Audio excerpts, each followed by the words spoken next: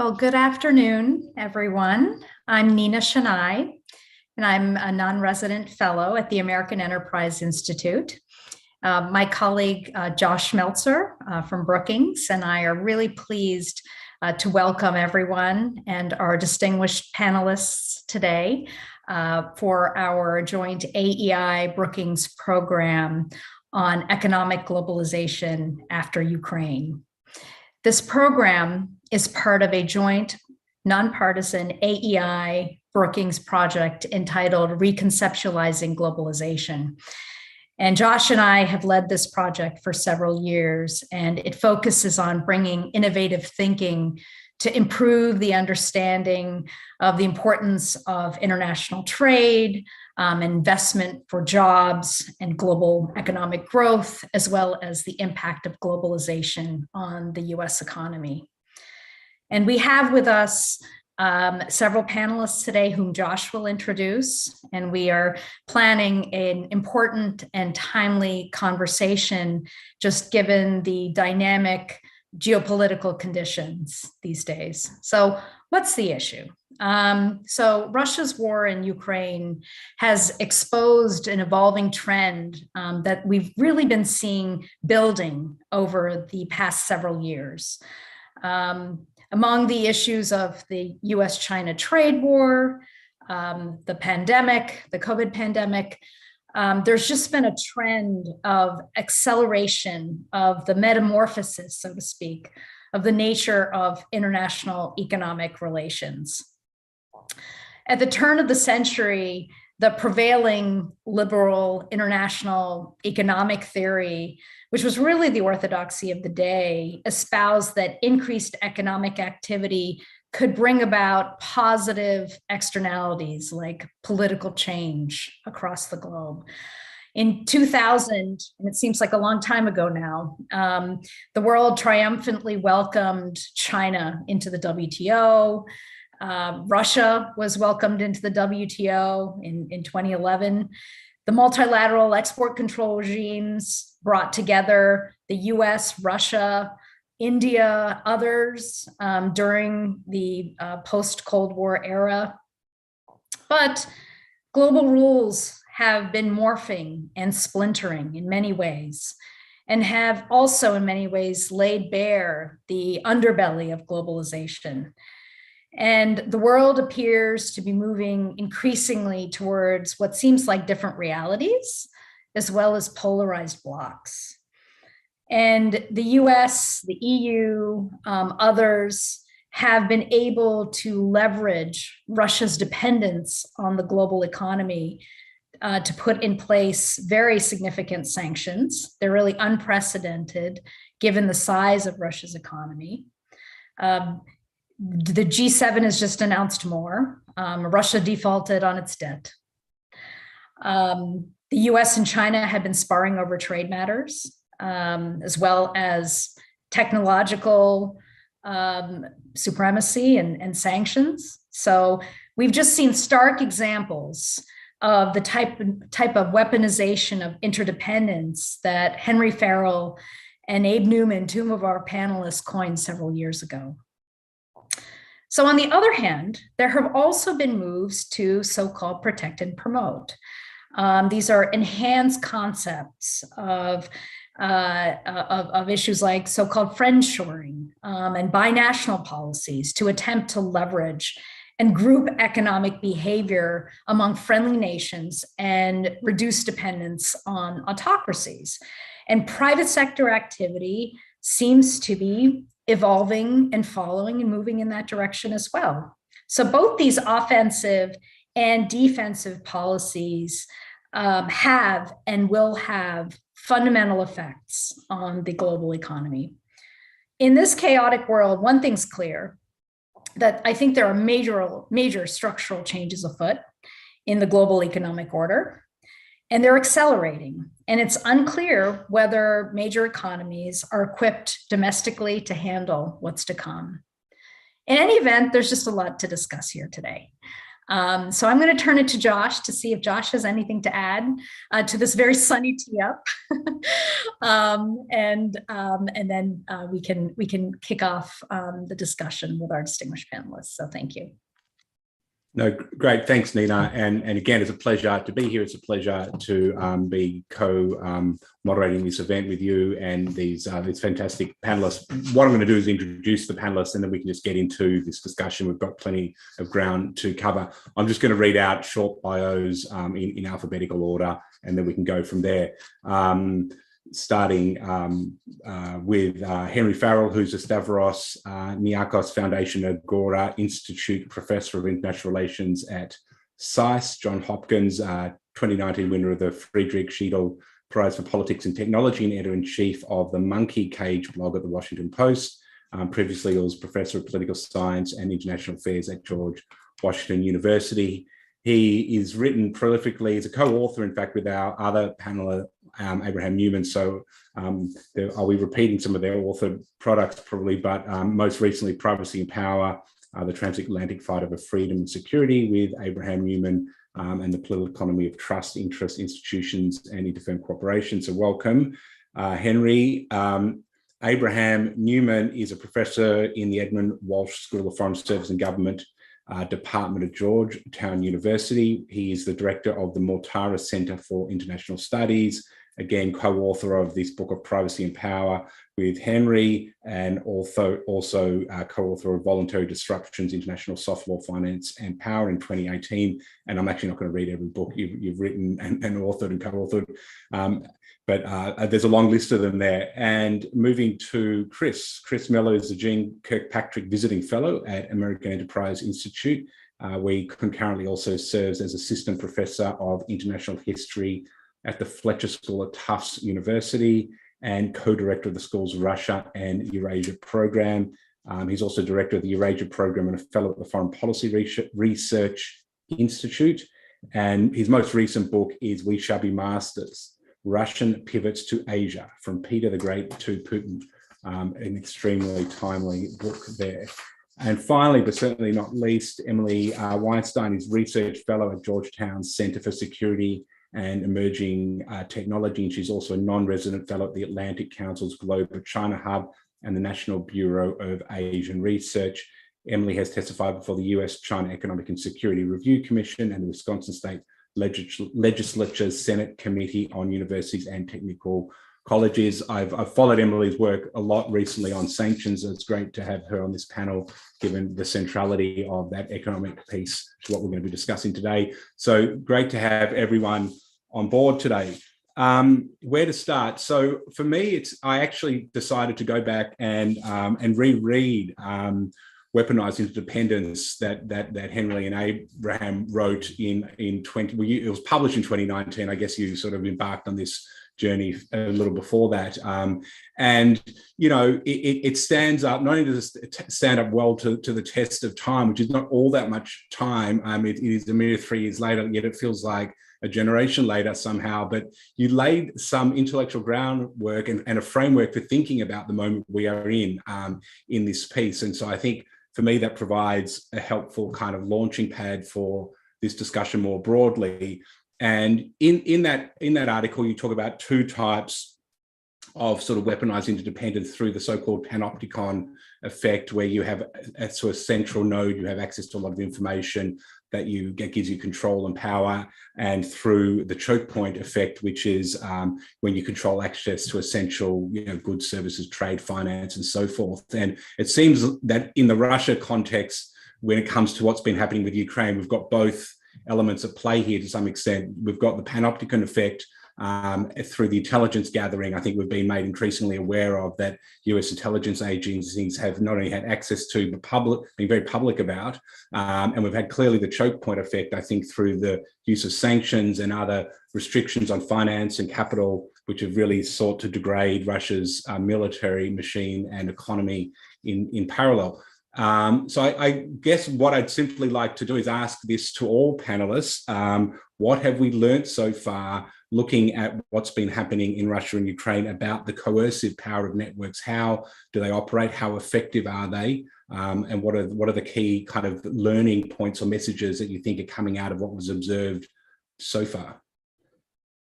Maybe I'll turn it over to Henry and Abraham if you want to kick off that conversation, given I just sort of pivoted off your article, but then I'd love to bring in Chris and Emily as well for their reflections. Well, thank you so much for the very kind introduction. I should say that Abe and I we're very, very happy to see how many people have found this work to be useful. We're also very happy to see that many other people are coming in and are beginning to contribute insights and information that we certainly will be incapable of doing ourselves. So this is, for obvious reasons, becoming a burgeoning field of inquiry. As to what is happening with respect to Russia, I think on the one hand, this clearly shows that these kinds of techniques can be applied at a much larger scale than they were, for example, with respect to Iran, which is an important state, but which was not nearly as well integrated into the global economy as Russia is, even if Russia is integrated in some somewhat unusual ways.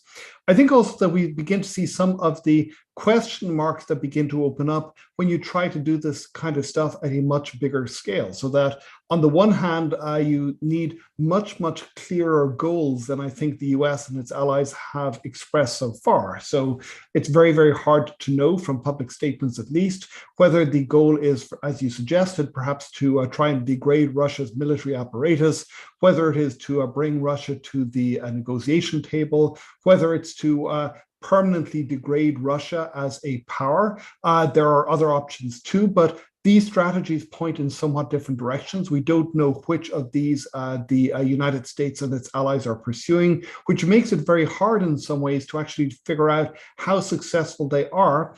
And the other thing that I think we're seeing more, and especially when we look at energy prices, is that when you try to apply these things to biggish countries in the world economy, you are likely to have a variety of perhaps unexpected and unanticipated consequences as you begin to see spillover between the effects that are achieved and the workings of the global economy. So I think that we really we're beginning to only beginning to understand what these consequences are, but this is something that really I think is going to have to be a very, very important question, both for policymakers and indeed for scholarly research, is figuring out to what extent can you do this kind of stuff at scale without having big repercussions, which perhaps can be to some extent undermining of the political effects that you're trying to achieve. Maybe just to add two other, I think, areas where I think we need more research and really better understanding is first is just where are these choke points in the global economy? One of the ones that I think we're seeing right now is Boeing and Airbus and the supply chain for airline maintenance. I don't think that's one that people thought was a strategic weapon that could be deployed against another country. Similarly, this one we've known about more, but it just has fallen out of favor or thinking about it is Lloyd's of London and its critical role that it plays in providing insurance to shipping. These are kind of dotted across the international economy, and I think public policy makers, they need to really have maps to understand where are these both to use in this way of putting pressure on Russia, but also in order to protect against vulnerabilities at home. And you've seen, I think, supply chain reviews, which I think are a good first effort at these, but it's really way beyond just supply chain reviews that we need to think about how the structure of the global economy can be used as a strategic resource, but also as a vulnerability. The second point I just want to raise is we need a better understanding of when hubs, these central points, can degrade. When do they stop being useful as a point of coercion? And people often say, oh, well, the US dollar is going to be replaced if we overuse sanctions. That could be true. I'm personally pretty skeptical that that's going to be the way that it's going to happen. But you definitely see countries investing in what I would call dark spaces, where they try to circumvent oversight, the panopticon effect. And I think that's probably more likely than we're going to see, the dollar just vanish overnight. And so policymakers need to think about what are the alternative strategies that targets might use and how do we maintain these in a responsible way? And I think in part of it, it is about the legitimacy of the effort that's being undertaken. So I think the difference between what we've seen in the Russia campaign, where putting pressure on Russia, versus Iran under the Trump administration, it's all about bringing in the allies. These are unilateral tools that are being used, this type of coercion, but you can still put a political legitimacy around them that makes them more or less viable in the long term. Yeah, there's a lot there. Let's circle back to some of those points you've raised shortly. Emily, can I bring you in, because sanctions is in some respect the application of a choke point, I guess, and would love to get your perspective on this. Sure. No, and thanks again to you and Nina and Brookings and AEI for setting this up. I think, personally, you've brought together three of my favorite scholars, so I'm very happy to be here as part of this. So I think we'll have a great conversation. But just to fill in the first part, the big question you asked about what have we learned, I think I want to go back to the point that I think we're slowly realizing that we're getting to a point where we have to rethink what national security means. What is national security? And this is for a whole host of reasons, but it's particularly important in the context of export controls and sanctions, because these are tools like Abe just mentioned that are in essence unilateral. They can be done multilaterally, and I would argue probably should be in most cases. But we have to figure out what we are doing with them. What do we want to achieve with export controls? What are we trying to gain, or what are we trying to stop in using sanctions? And I think what we've learned, and I would say this is something that we were catching up to, I think, with some of the conversations around China during the Trump administration, particularly when we're talking about Huawei. But even now with Russia, I think we have to take a step back and think about, okay, we've used the foreign direct product rule. We've used all of these different tools. We can see that they, have a potentially decent sized effect at the outset. But what are the kind of long-term effects that we need to think about when we deploy these? And I think what we're seeing now with some of the issues with inflation, with some of the other issues that I'm sure we're going to talk about with the energy sector and other things, we're seeing kind of those secondary side effect elements that I think are not necessarily brought into the conversation as early as they should be when we're thinking about deploying these types of tools. So I'll stop there. I know we'll talk more about export controls and sanctions in a bit, but I do think all of these tools and others require us to take a step back and really think about this idea of, is economic security national security? And I think in this day and age, it's hard to separate the two in some instances. Yeah, great. Thanks. Chris.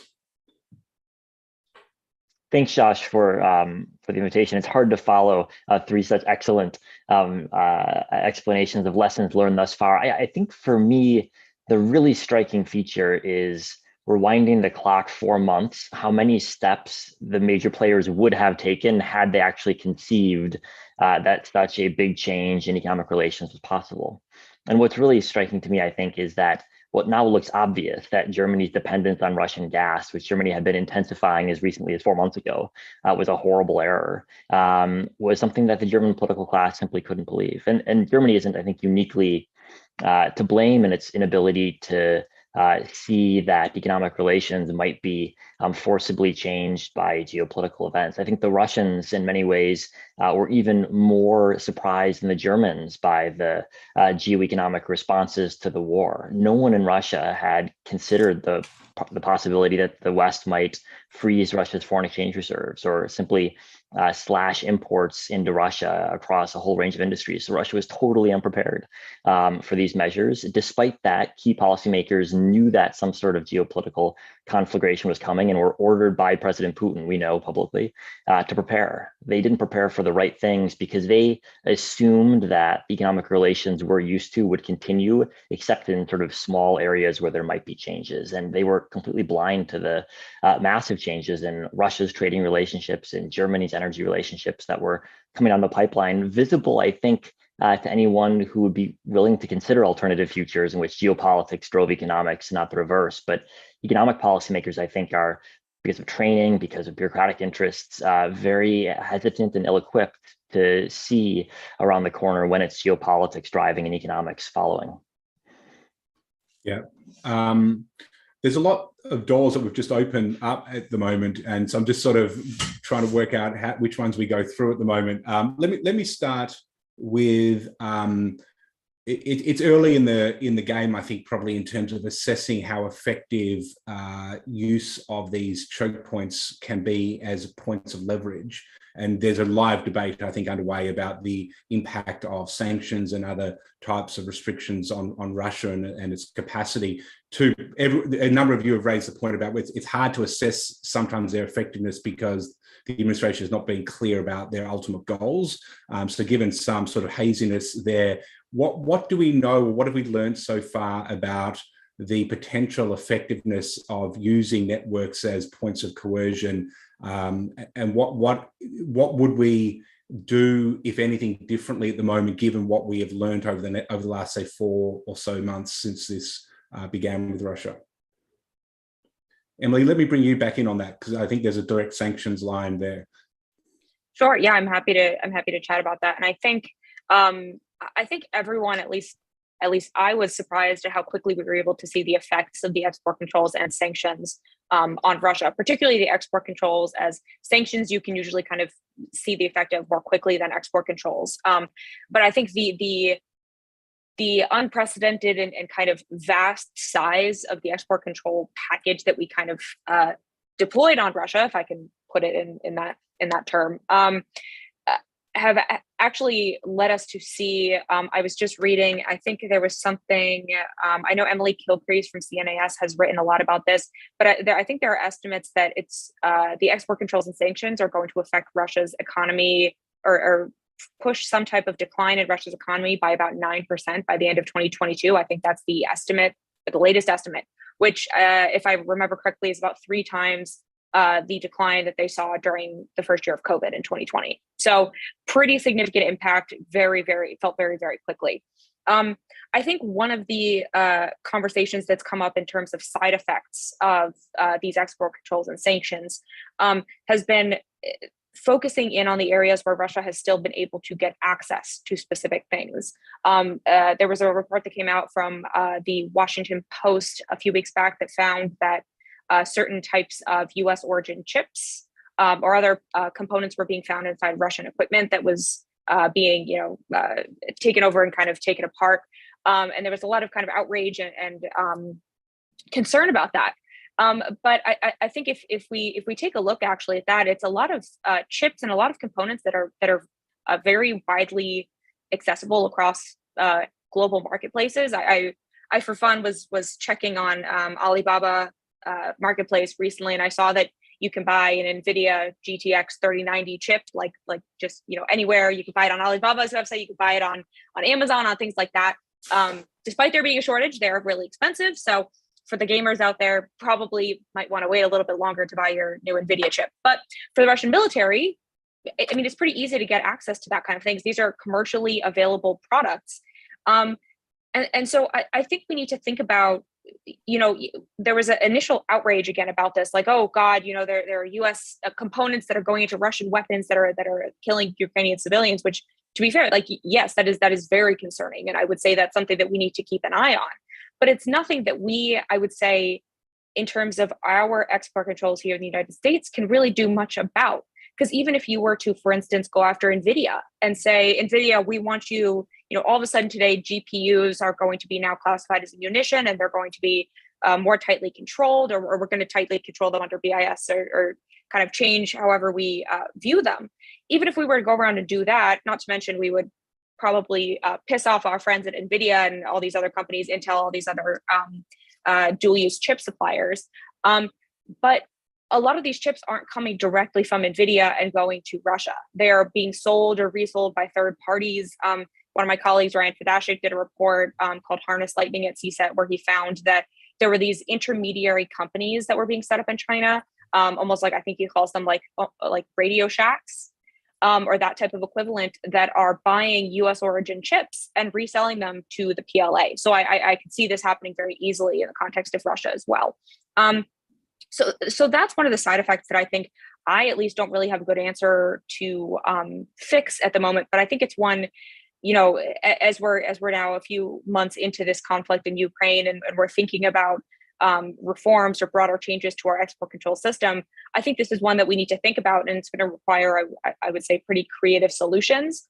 But I mean, one of the things, and I'm happy to talk about this a little more later, but I have recently proposed with Kevin Wolf, who's the former Assistant Secretary of Commerce for BIS back from 2010 to 2017. So he's the expert, I am not, but he and I were talking a little bit about creating a new type of multilateral export control regime to deal with all of these issues that are falling through the cracks. So I'll throw that into the conversation now. I'm happy to touch on it a bit more, but I think it's one of those examples of a potential creative solution to help deal with this. And I want to thank you, Emily. I want to also bring Chris into this conversation, because I know, Chris, you participated in the International Working Group on Russia sanctions, which has also had a number of proposals along the way on this front. Yeah, thanks, Nina. On the question of sanctions evasion, or what the Russians call parallel import, in other words, bringing in imports through third countries. And there's a big literature now in the Russian media about ways to set up what they call parallel import. I think history suggests that sanctions and export controls don't need to be watertight to be effective. And if you look at the history of the Soviet Union and Soviet industry during the Cold War, what you'll find is that although they were under very tough export controls from the earliest days of the Cold War up until the Soviet Union's collapse, they also regularly found ways to smuggle in technology. And this was true from the late 1950s all the way until the days of Gorbachev. There was an entire directorate of the KGB that was devoted to acquiring technology, above all machine tools and semiconductors. And there was a huge KGB presence in Silicon Valley. And throughout the Cold War, the US military would acquire Soviet military equipment, open it up, and find complete replicas of Intel chips or Texas Instruments chips inside, which the Soviets had learned how to produce, often with stolen semiconductor manufacturing equipment from the United States, or equipment that was illegally diverted to the USSR in contradiction of US export control rules. But even though the Soviets were able to get most of the chip designs they wanted and steal chips off the shelf and acquire semiconductor manufacturing tools throughout the Cold War, because the supply chains were so uncertain across the Soviet military industrial complex, there was a preference for using old, reliable, domestically produced technology. And in addition, because military equipment is so sensitive, the Soviets had regulations on the book to preference domestically produced technology and to ban technology acquired from the most significant adversary states, above all the US. So you had to get special permission to design in US technology to Soviet military equipment, which meant that even though you could get off-the-shelf Intel chips in the Soviet Union in small quantities, the Soviet military repeatedly lagged behind in its ability to actually deploy these in military systems because of the supply chain issues, and because they were never really certain they would acquire a shipment of chips from the US, whether they had actually succeeded in diverting it or whether it was a CIA plot to give them chips that were modified in a way that would fall apart upon use. And so what that meant is that the export controls were effective even though they weren't watertight. And I think we should consider that when we look at export controls today. Finding a couple of NVIDIA chips in Russia or Chinese usage doesn't necessarily mean that the export controls aren't working in their broader goal of bending the ability of Russian and Chinese militaries to upgrade their technological level. So I think the one interesting question that springs from this, and springs in particular maybe from what Emily said, is how substitutable are readily available on the market chips for the more specific uses that the Russian military might sort of want to use them for. And here, there's a reason why the NVIDIA GTX chips that Emily was talking about were in such short supply until very recently, which is that Bitcoin miners managed to figure out ways to to use them so that they could sort of just sort of keep on trying to crack the nonce and sort of produce these things which would then allow you to sort of resolve the next layer of the blockchain and make a chunk of Bitcoin as a result. And that suggests that it is possible with sufficient perseverance to use chips which have been designed for purpose A for very different purpose B, but figuring out which particular uses this can or cannot be put to. I think this is something that really calls for a much more detailed understanding of the technologies, and for people to be brought into the conversation who I think are not usually brought into the conversation. So we have as a result result of the fact that all of this stuff is so recent, we have a big gap in the conversation between people who are really deeply steeped in the technological questions and people who have an understanding of the broader strategic issues. And this is a big, big problem. I should also say that the work that Emily and other people are doing is just fantastic on this. They're trying to get in depth on the particulars of regulation and of how these systems actually work internally. There was a very useful thing that I think Tanner Greer said on Twitter about a week or so ago, which is that everybody has their Canon X Telegram type plan or sort of grand strategy. What's much more useful than that is actual granular knowledge about what is happening, because so if we have a lot of people who are prepared to pontificate about this stuff. We don't have nearly enough knowledge to actually fill out the pontification and figure out which pontificators are closer to the truth or not. And this is something we need to desperately, desperately develop. So picking up on this notion of, so I think there's a couple of things on the table here. One is I think this question of dual use, which Emily raised in the context of defining national security and the distinction between that and what's trade or commercial has become increasingly blurred. I think we see that very much in spades across a whole range of areas at the moment. And I think that might be an interesting conversation to pick apart a little bit more because picking up on Henry's point, I think there's various sort of siloed groups, whether it's technology, competence, policy. I think I see this also between the national security folk and the sort of the trade folk, and the groups have not communicated well. They have not shared information well. They have different frameworks for thinking about the world. But I think there's clearly going to be a need to bridge those gaps, to think coherently about the sets of challenges that are sort of on the table and that we're discussing today. So anything anyone might want to say about how do we move forward, thinking about from a sort of a policy framing perspective, this space now where these different groups all have important expertise which needs to sort of input the process to ensure that we're thinking about this sort of coherently and strategically. I don't know if we're doing it well enough at the moment. I think clearly we aren't. I think though that there are efforts underway to do more of that. But any thoughts on how that might sort of work going forward? How do we pursue that and think about that?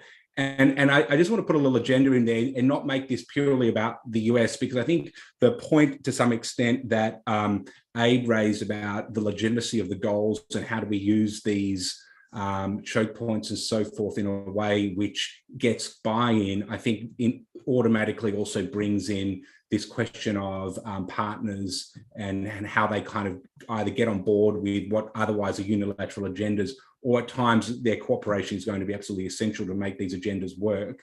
But I think that's also about different communities improving the way we cooperate and coordinate. So I just want to put that big topic out there to start the conversation around that piece. Maybe I'd just also quickly add, Josh, to your comments that, in this particular situation, we've actually seen extraordinary cooperation amongst jurisdictions with respect to these choke points. So I would love to have a conversation also about what's been the magic bullet here to be able to get that cooperation, other than the obvious in terms of this being a bespoke situation. But is there any other secret sauce here that in terms of how that's come together in a way that we haven't seen before? I might just make a few interventions here.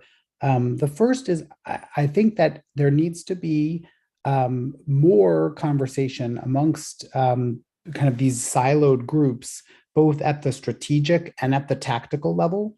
And so at the strategic level, I'm thinking about at the when nuclear weapons came onto the scene, you had a group of people at RAND, people at different universities. It was a mix of physicists, political scientists, coming up with just the framework of understanding how do we use nuclear weapons, and a set of kind of ground rules emerged, or strategic ideas like no first use or the idea of mutually assured destruction. These didn't exist. Nuclear weapons didn't come with a rule book. They had to be invented. And you need that similar kind of conversation in this domain to say, what is an appropriate use of these tools? When are they legitimate? When aren't they? How far should they go? When should there be restraint?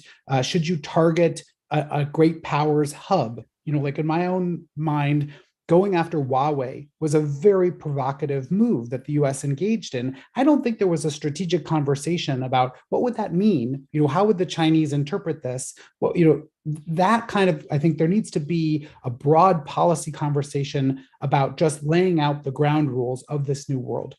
But then I think that there also has to be this more tactical, like at OFAC, how are we going to think about the implications of specific, when we pull this lever, what happens? And there, OFAC is amazing and they're doing amazing work, but they really need a much broader integration in both what's happening in industry, what's happening in other elements of the US government that deal more with economic issues. And you see kind of efforts of this institutionally to create kind of national security economic structures. But I think it has to go much further down into the chain where you're saying, okay, who has the industry expertise? It's often the companies, let's say Amazon, that really understands what's happening at the network level in a cloud system. Well, they're a national security resource, that understanding, that knowledge. And so how do you get that integrated at the tactical level to make sure you don't make a miscalculation, do something that you wouldn't have wanted to do?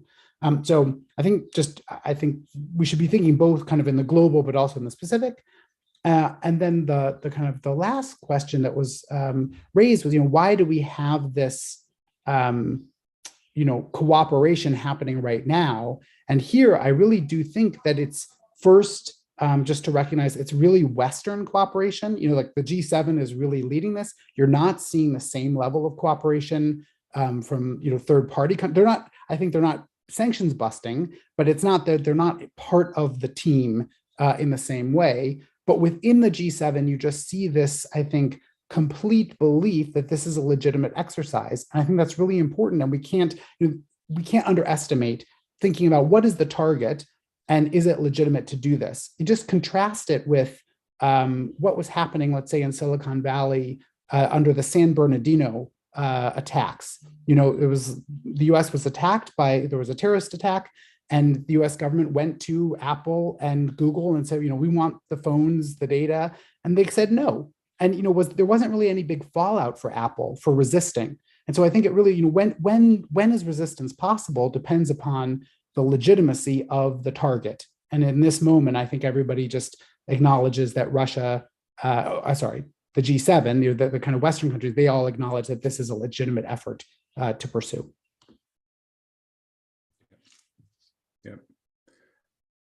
Anyone else want to comment on this? Well, I would maybe pick up on Abe's question of what are the rules of this game. And, I think it's not exactly a new game because countries have been using economic levers against their adversaries for a very long time. The context is obviously regularly changing, but I think we should be skeptical that we're going to get a set of codified rules like we're used to in international trade, because the reality is that the nuclear rules that emerged were mostly not codified. They're norms, maybe best case in the optimistic view, or observed behaviors in the past among the great powers that may or may not be continued into the future. And I think that's probably the most optimistic scenario for at least what will regulate the behavior in the sphere of the US and its key adversaries like Russia and China. I struggle to see a scenario where these countries will get together and agree on rules. And what that means, I think, for international trade is that we're moving from a regime in which we kind of expected that most issues could be resolved in a rules-based framework to one in which the key issues are the security exceptions, which are so wide you can drive a truck through them. And they're so wide you can cut off half of a country's imports via a security exception. And that's a very different trade regime than we were taught to think about over the past couple of decades. At least coming from the trade side of the house, which is where I spend most of my time, backing into the security piece is just nerve-inducing simply because it's one area where governments, for various obvious reasons, are increasingly unwilling to make any real types of commitments, right? So you end up in a very different world than the rules-based system that we're kind of used to. I just want to pick up on this point about international cooperation, which sort of Nina sort of raised as well. So if we take the Russia invasion as, somewhat kind of bespoke in the sense that it's galvanized Western opinion in a way that nothing probably has in recent memory, and is sort of the foundation for this basis of cooperation.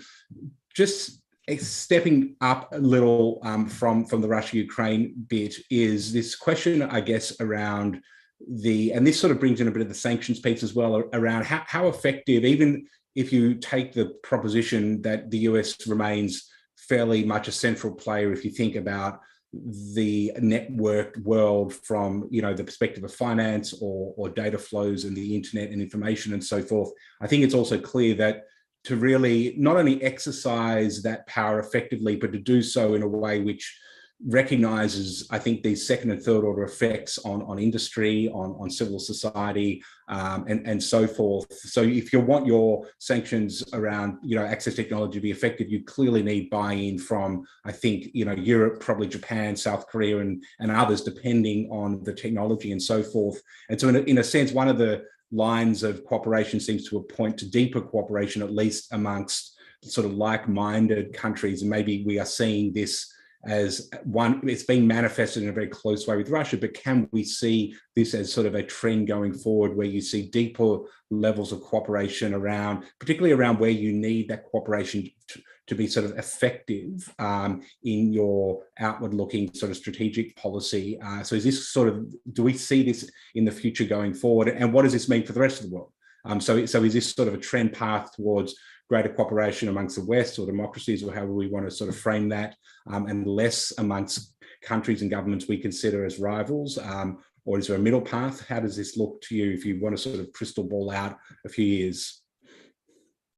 Yeah, I can just add a few points that, I personally, and I know there are plenty of people in Washington and elsewhere that will probably disagree with me on this, but I really think that history has shown that unilateral or US only controls are eventually counterproductive and ineffective, with maybe a few rare exceptions.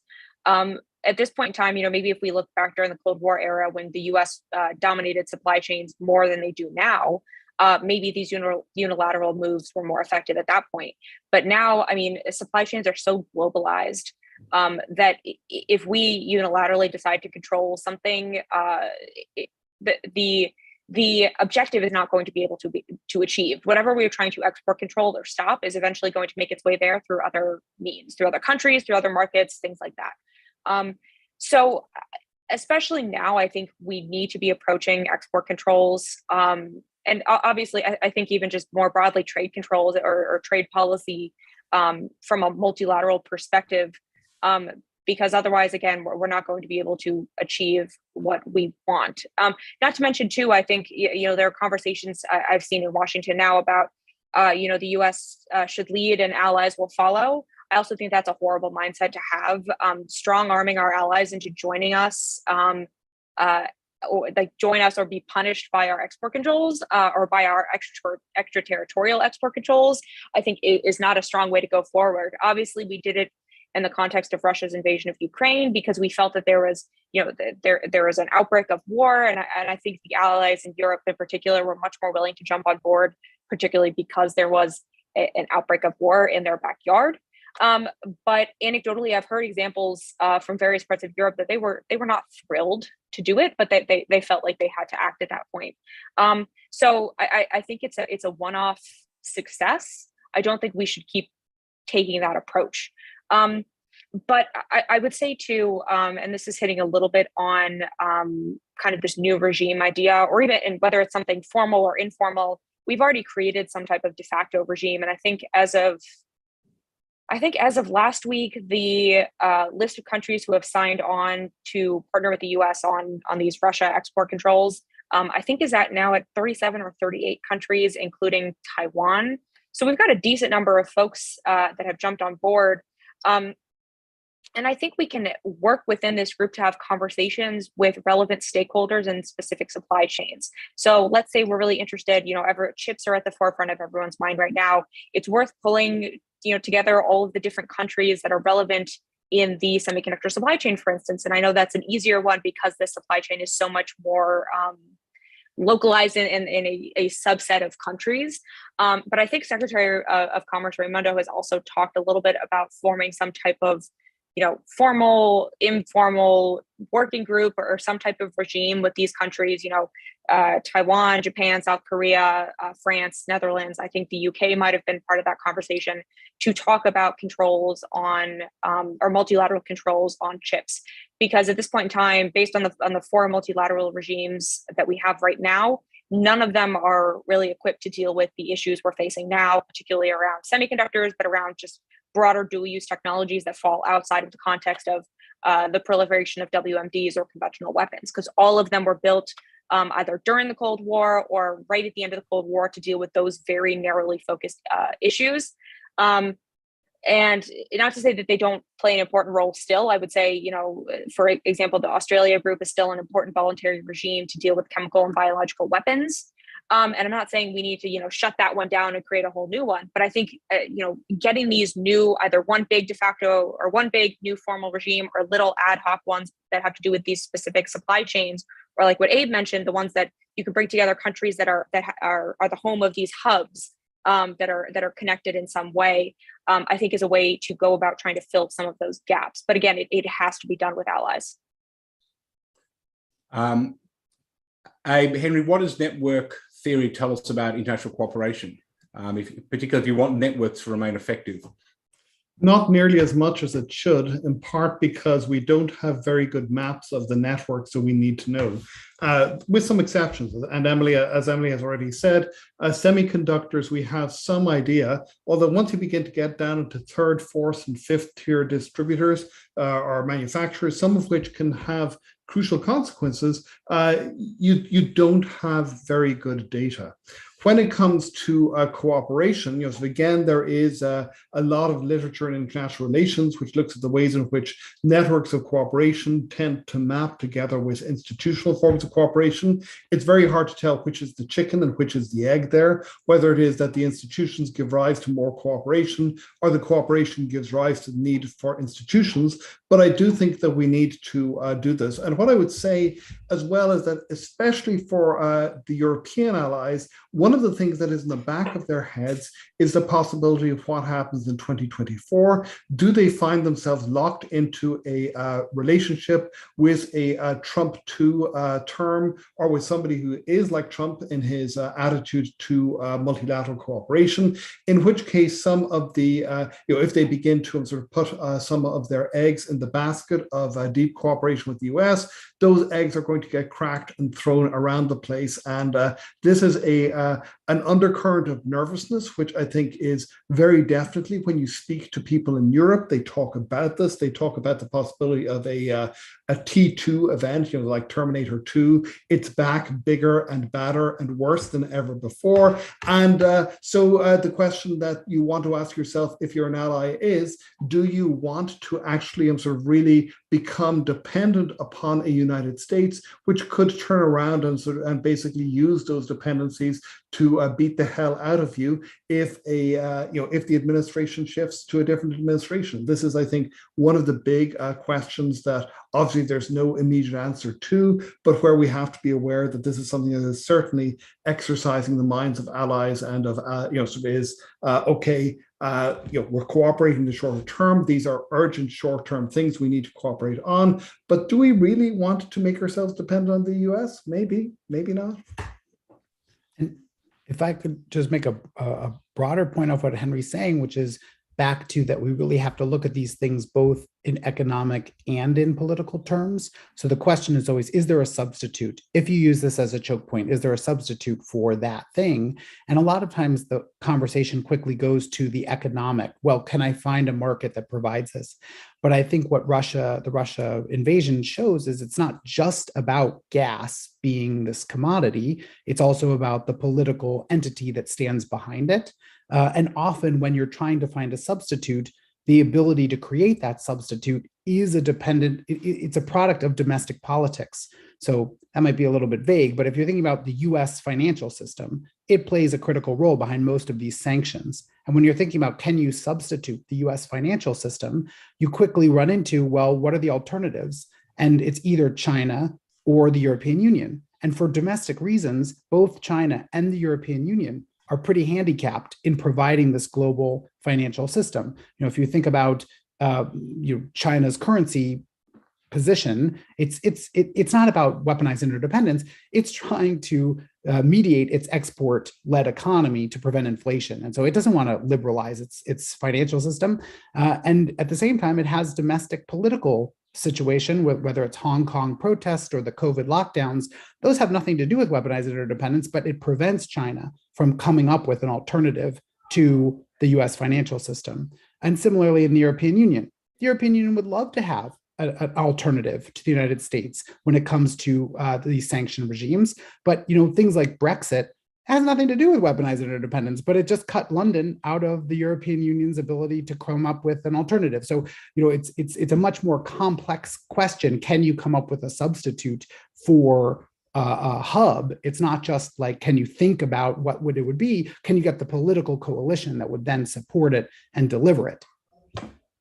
And it seems like the track record there, if I could add, Abe, is pretty limited. It's China's currency is a great example. It's the number of countries that are planning alternative payment systems to avoid the dollar and therefore escape sanctions. Well, the Russians tried that, and that's not looking particularly wise or effective right now. And then all of the European talk about alternative financial payments to avoid Iran sanctions, generated a lot of op-eds but very little substance. And so I think we should discount heavily the op-eds relative to the investment dollars in this space.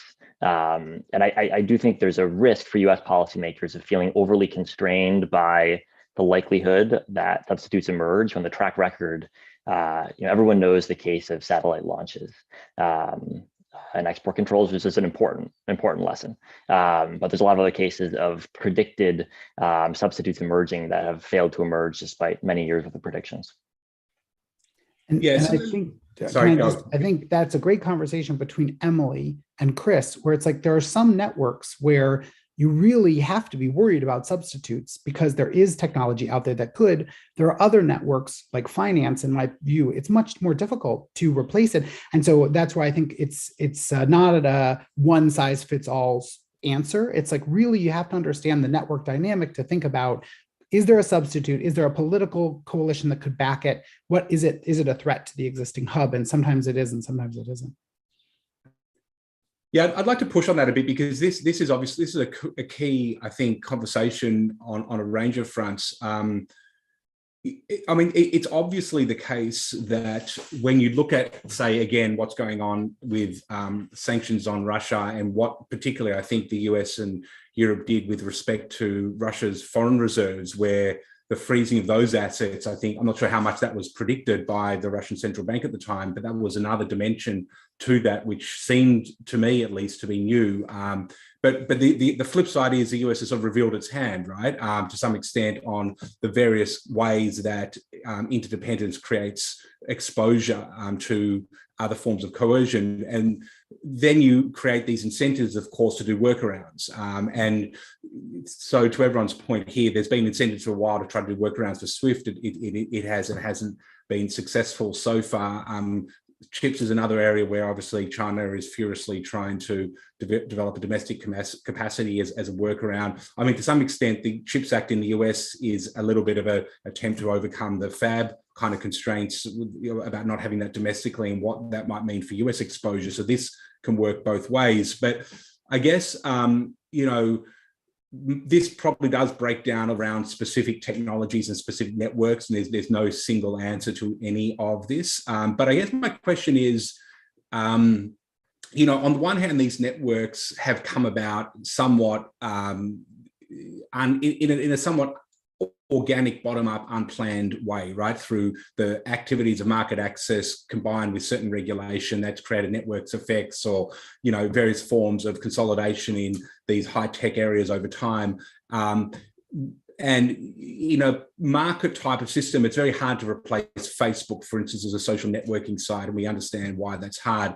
when you have a government pushing hard on replicating or creating workarounds for particular nodes, how much does that change our thinking? I mean, I know you might say that Russia's been trying to work around SWIFT for a while, and so they haven't been so capable, but let's bring China into the picture. We've sort of been circling China in the conversation so far.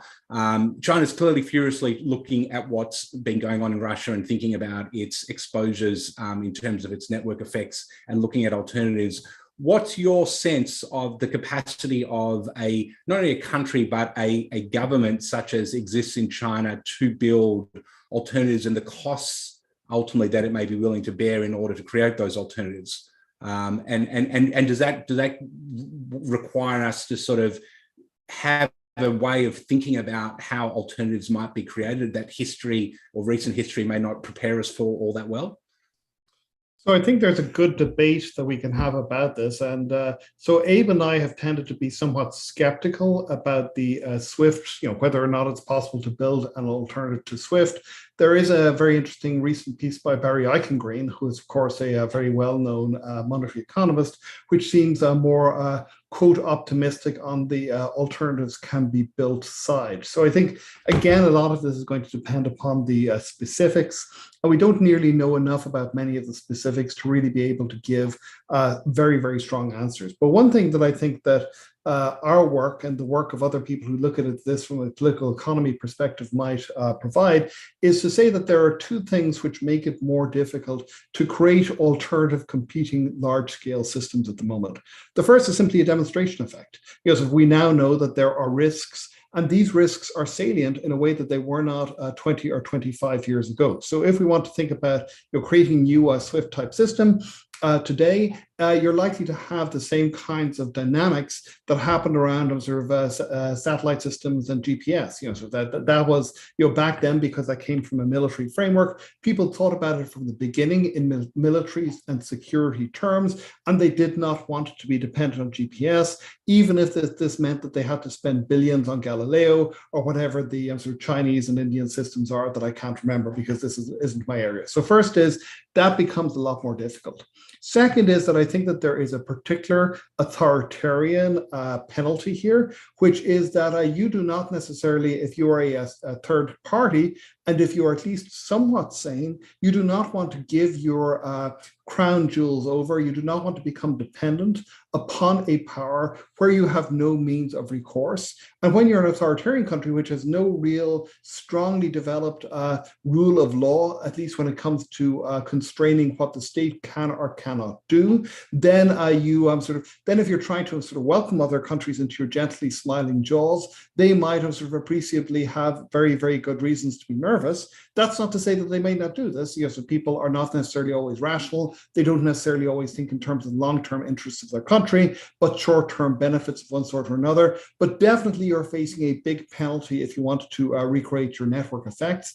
And the third thing that I think flows from this is that it's very, very important for the US, when it thinks about its own policies, not to weaken its own commitments to the rule of law when it comes to these kinds of questions, because that is, I think, one of the ways in which you could see this beginning to degrade if the US becomes willing to, in a very unconstrained and unpredictable way, to grab assets or to impose penalties upon countries which have entrusted key parts of their economic security to US-controlled or US-influenced networks. The more that the US does to undermine that kind of trust, the more rapidly you could see this decay and degeneration happening, not necessarily because of a super attractive alternative network out there, but more because country X figures, well, if I'm going to be manipulated and controlled by one country rather than another country,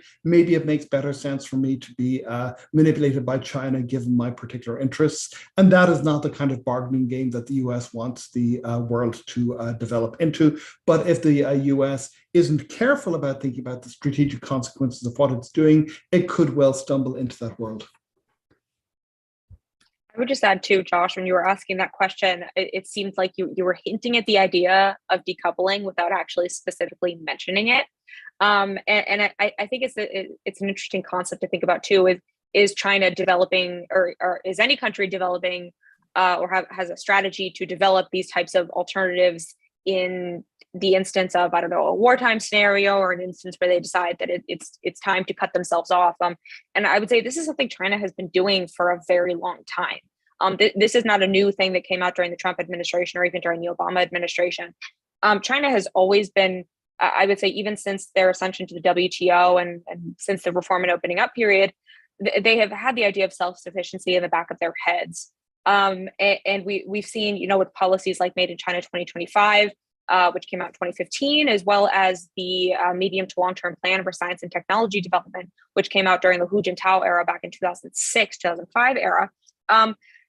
There have been hints at specific strategies to localize specific sectors, specific supply chains, you name it. So again, this is something that China has been thinking about for a very long time. But I think what we're learning, and I think one of the lessons that we can learn from China, is that there are specific things that I would say, specific types of technologies or specific sectors that are much more decoupleable, if I can coin that term, than others, and for a whole host of reasons. And we have a piece coming out hopefully in the next few weeks that I co-authored with one of my CSEC colleagues, Tim Huang, that actually tries to take these commercial satellite case study, take some lessons learned from that in terms of decoupling and apply it to artificial intelligence.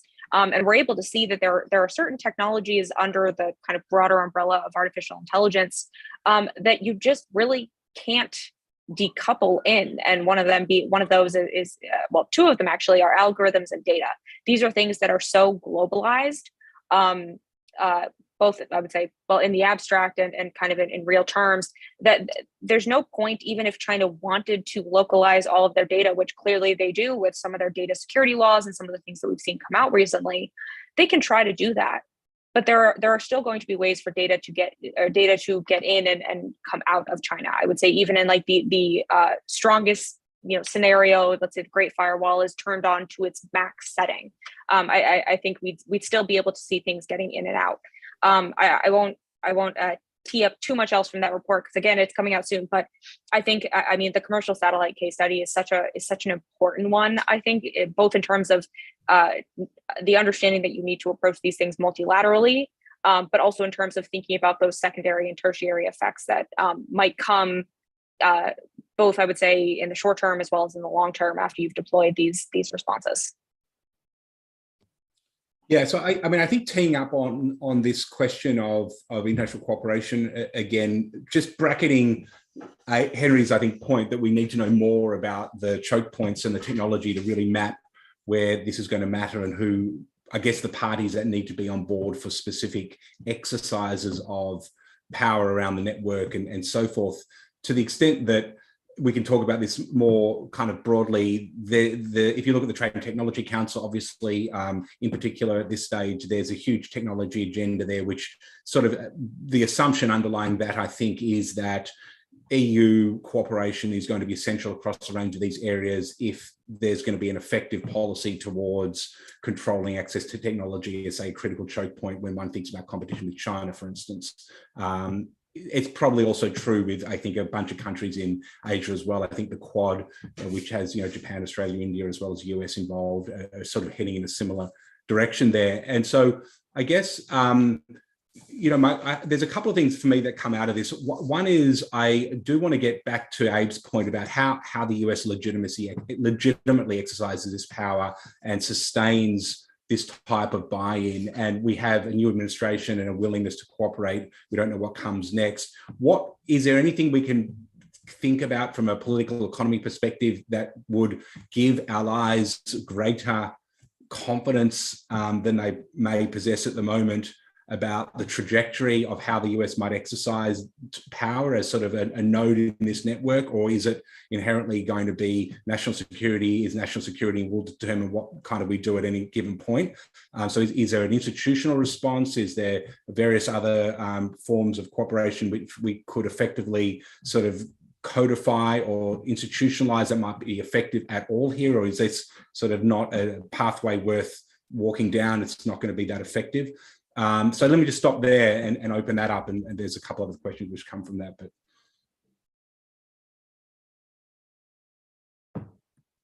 I guess there's an open question, Josh, as to whether the key challenge is getting allies reassured, which suggests that there's a real risk of defection from existing networks, or getting allies mobilized, which would suggest that allies are free riding on American security guarantees. And I think if you look at US and Europe over the past decade, it's free riding that's been the real issue.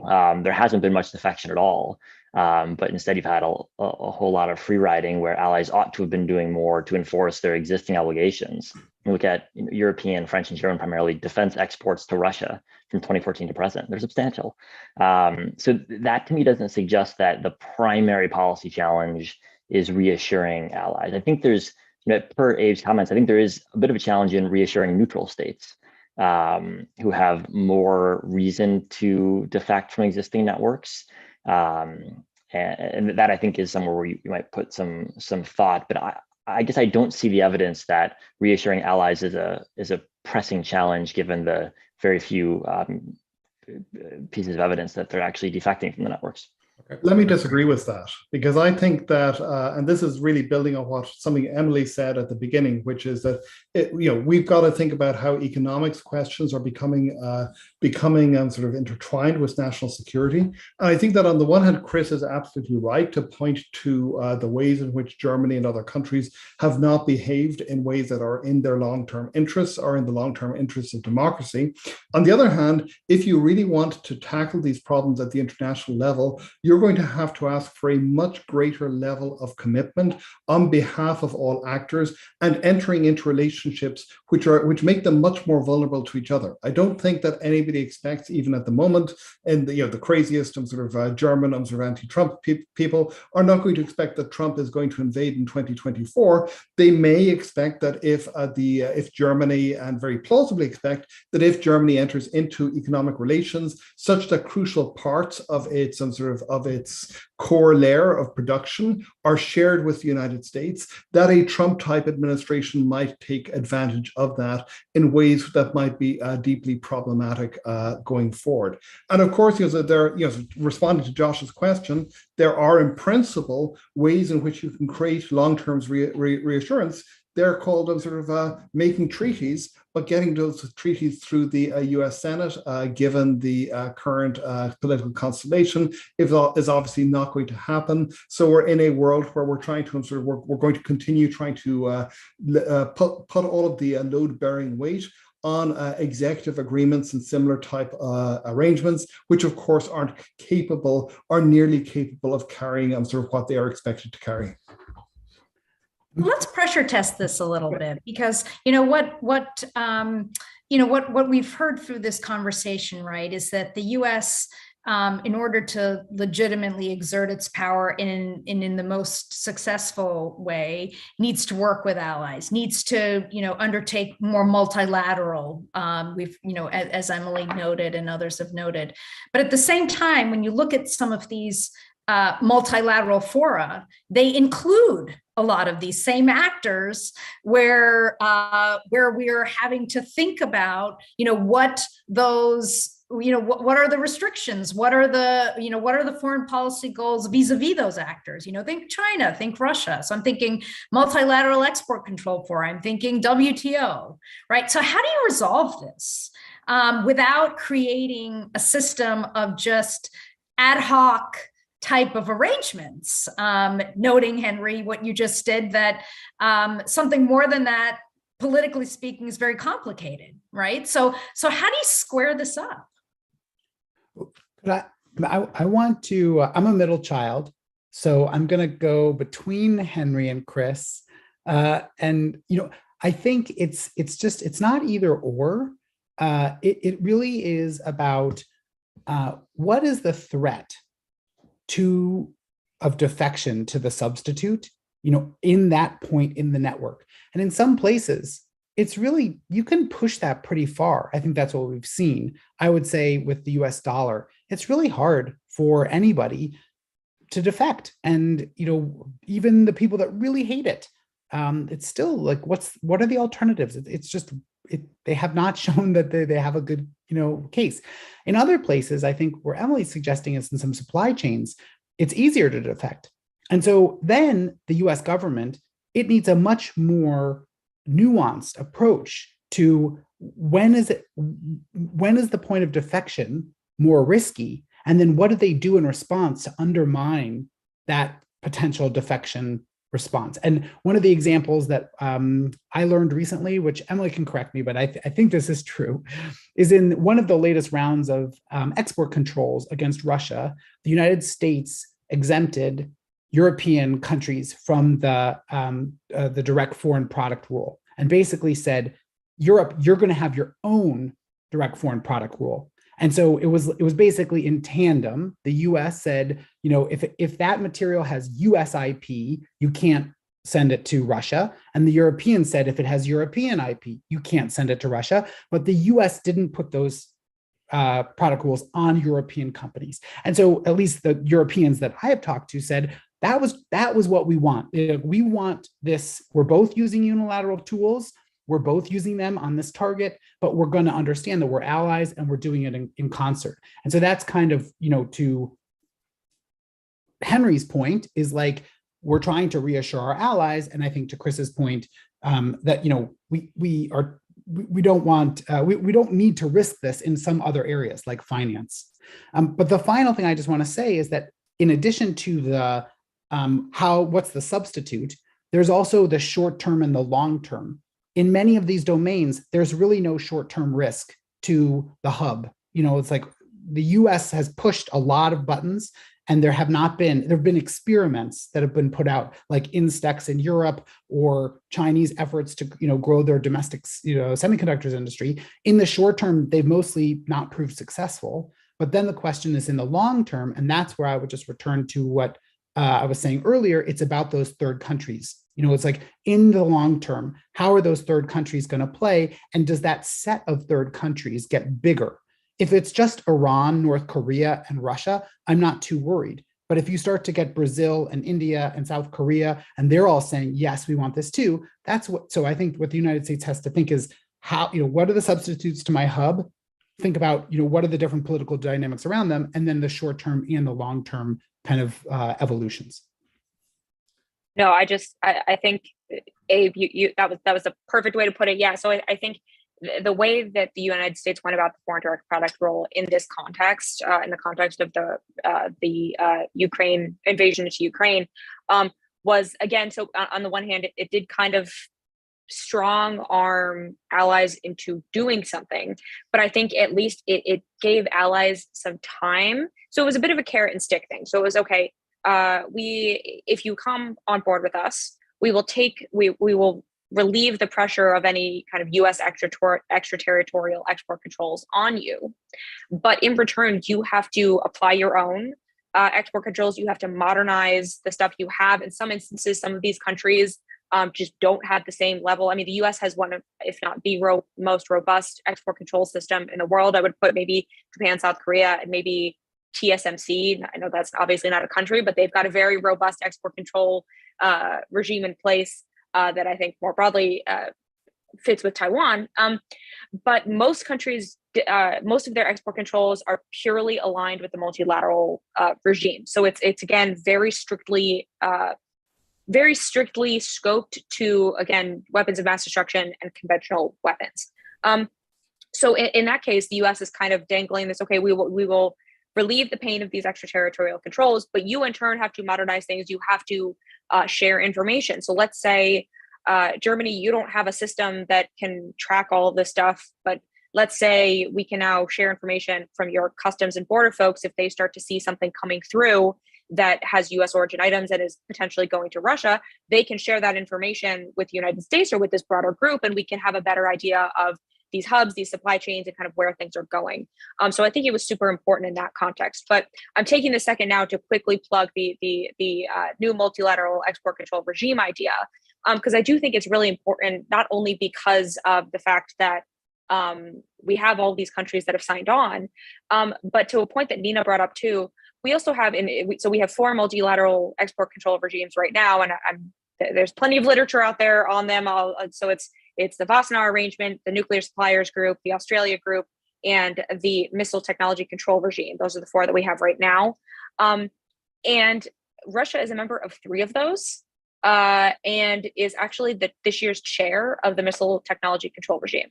So because of that, we're already actually seeing evidence of Russia's membership being disruptive in these forums. So and again, I would like to also point out that these are consensus-based regimes, so everyone has to agree on changes. So obviously having Russia in there, and China is privy to some of these as well, is making things really difficult. So for those two reasons, and among others, I think it's really important that we create some type of, and actually formalize some type of new regime. But one of the points, and I think Josh was hitting on this with his question before, is, okay, so we've gotten everyone on board, but we're not going to be able to have the same response internationally that we did to Russia if we now turn around and say, okay, we want a new export control regime to deal with China. Everyone, all the 37 or 38 countries come jump on board, we'll do this. We will not have the same rapid response if we're trying to apply this to China.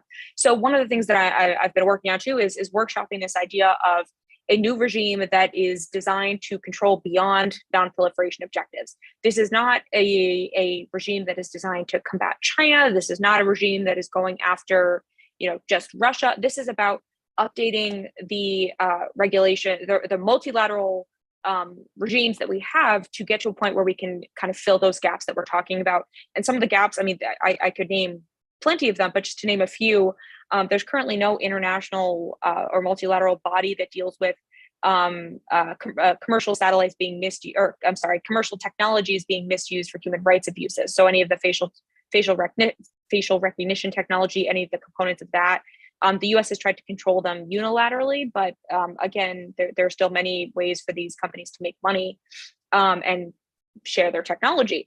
There are also issues related to, for instance, with China, responding to strategic technological dominance objectives that really rely on things like government subsidies, creating kind of an unfair balance and competition to gain a foothold in strategic sectors that China thinks are important for national security reasons.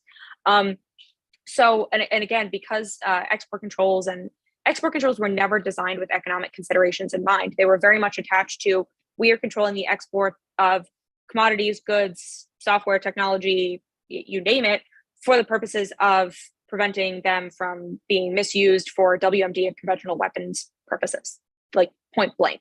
So we actually saw, the Trump administration with some of the moves with Huawei, that was actually the first time and I would say a very long time, that we saw export controls being used for more strategic economic reasons. And so I think moving forward, and again, I can go on, there are so many different reasons why. Supply chain resiliency objectives is another one that we can talk about, why we need this new regime. There are whole different reasons. The point is going to be getting everyone on board. And I think we need to think about framing this when we're talking to our allies. We can't frame this with the near-term challenge in mind. The near-term challenge being Russia, the near-term challenge being China, but thinking about it more long-term, that we are it is, again, like I said, controlling beyond traditional non-proliferation objectives. The scope of national security has changed, and we need to therefore stay with the times.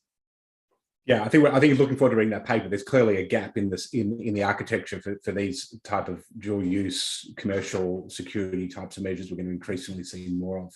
So let me pick up on that and get to this question of unaligned or middle powers, or however we want to describe it, and particularly ask the question about India, which is a crucial country, part of the Quad, a democracy, a country that the US sees as an essential player in the developing cooperation amongst democracies and so forth. Yet India obviously has not participated in the sanctions against Russia. And Emily, to your point, I think you said 36, 37, 38 countries on board. There's a lot of countries obviously that aren't on board. So there's a big leakage issue. We get to effectiveness again of how effective are sanctions. And Russia is at the end of the day an economy only so integrated into global networks and relatively small for that matter as well. So when one thinks about China particularly, obviously, but other broader challenges, what should the US and other countries be doing to do we need India and these other large sort of countries who are not participating in the current sanctions regime on board in a different way than is anticipated? Is there what needs to be done, or do we just deal with this on an ad hoc basis as issues arise going forward?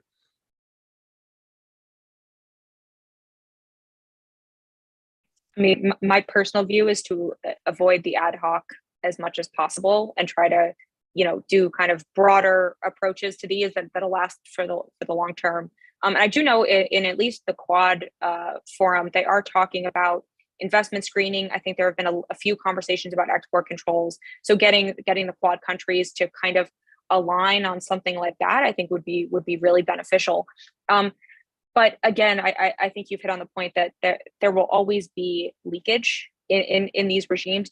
I think it would be nearly impossible to get all 192 countries in the world, or minus a few that we don't like.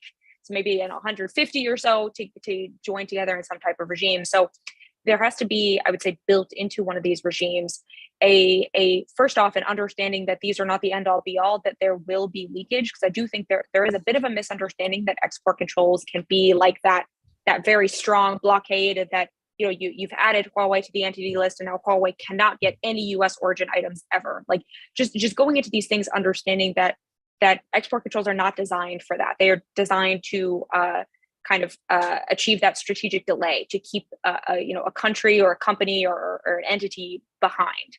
But I think one of the most important things that we could see from getting countries like India and others on board is, and this is something I think to either Henry or Abe mentioned something like this earlier, but we have a lot of questions on supply chains and we don't have a lot of data.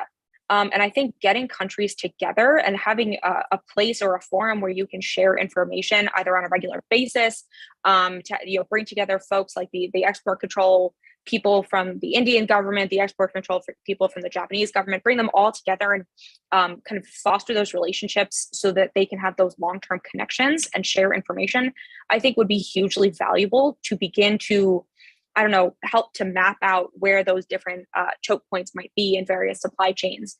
Because again, I know, companies have some of that information. I know you can pay lots of money to have access to different types of supply chain data. But I think it shouldn't be the U.S.'s job alone to have to map out those supply chains. I think it's in the broader interest of other countries to figure that out as well, to figure out not only their weaknesses, but also their strengths. So I think trying to bring folks together like India, like all these other countries that have a huge role, I would say, not only in, just in terms of large companies that they have from there, but countries like Indonesia or countries like Vietnam that play a huge part in, for instance, Samsung's manufacturing process or production process. Having those countries involved to really help begin to map out the supply chains could be very beneficial and give us some of the data to help us, us folks who are trying to analyze the data, get somewhere stronger. Yeah, thanks. That's a great point. Chris, did you want to come in on that? No. Okay. I think I've heard it. Yep. Maybe Josh, maybe I can just pick up on something that that actually Henry and Abe focus a lot in their work, and Emily also touched on, which is the role of private actors in this whole conversation. Henry, Abe, you've written on how governments have really built on those networks created by private actors. And then, the points, Emily, that you're making and have made about the relevance of export controls and sanctions and also their effectiveness really does depend on private actors having good compliance programs, having and actually taking their liabilities seriously, because they do have strict liability in a lot of these circumstances. So any thoughts on this piece? We've been focusing a lot on governments. Anything we can think through here to incentivize that private behavior to reinforce these policy issues we've been talking about? So I think that one of the things I think that in some ways the account that Abe and I provide of private actors, it's a very limited and one-dimensional one, which is more or less that we assume that private actors are like ventriloquist dummies. When it is that, when a big powerful state like the United States says jump, they jump. And of course, we know that in real life that isn't really true. And so I think one useful way in which we could begin to build this out would be to start thinking about the circumstances under which private actors have showed a high degree of compliance, which also has some problems associated with it, and the circumstances under which they have been pretty mulish and pretty willing to resist as best as they can. And one area where we have seen an incredible degree of compliance is, of course, in the financial sector when it comes to controls on anti-money laundering and whatever. So we've seen more or less the spread of a set of community standards, through sort of a combination of, on the one hand, whopping fines handed out to companies which did not comply with the US interpretation of law as it evolved, and on the other hand, the spread of compliance officers through these businesses. So really, if you want to see how this works, it's through compliance officers who create this internal culture where effectively it becomes more and more difficult for you to not comply with these kinds of rules without at the same time sort of threatening and jeopardizing your own career within the company. That has had a bunch of bad consequences too. Over-compliance is a real problem, and also limits US flexibility. So that, for example, when we saw the JCPOA rolled out, businesses still didn't want to have anything to do with Iran because they feared, and sort of plausibly as it turned out, that they would then find that the US would change its mind about these relationships a couple of years later. And that becomes something that then becomes very, very hard for the US to provide credible commitments that it will in fact roll back sanctions or measures if other actors change their behavior. But equally, we could think about, to what extent do you or do you not see similar possibilities for companies, for example, within technology, within production. And here, of course, the problem is not just that that we don't have enough knowledge of what is happening at the level of policy, but these companies themselves very often simply don't care once it goes beyond relationships with their immediate first and second tier suppliers.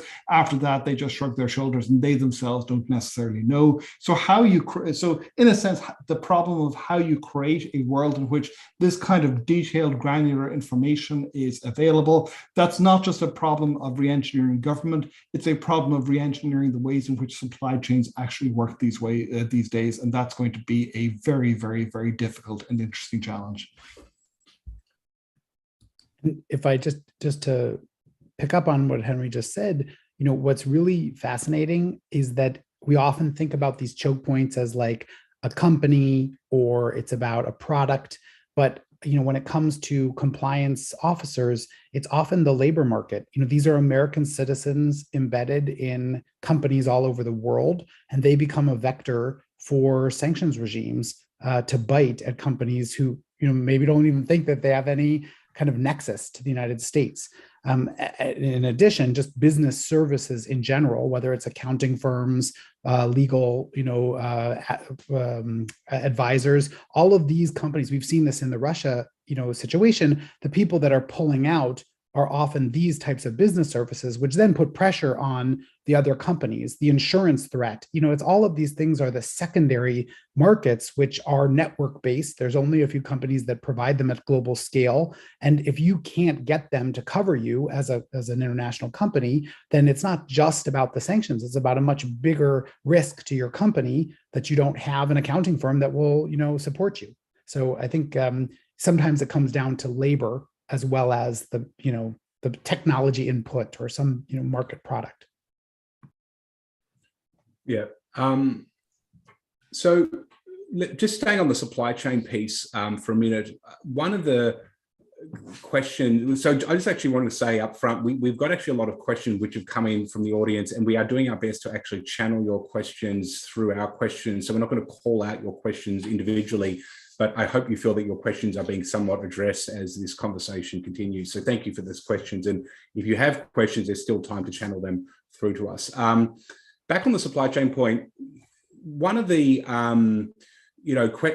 so it's clear that supply chains provide both an opportunity for coercion and for, dependency and risk. And let me just sort of pair this a little bit with the friendshoring discussion that goes on. I'm very skeptical that this is going to be a meaningful policy at the end of the day, at least in its sort of maximalist terms. But for US foreign policy, for US power specifically, the US obviously gains a lot from its situation in the network, being probably the most networked economy and information economy in the globe.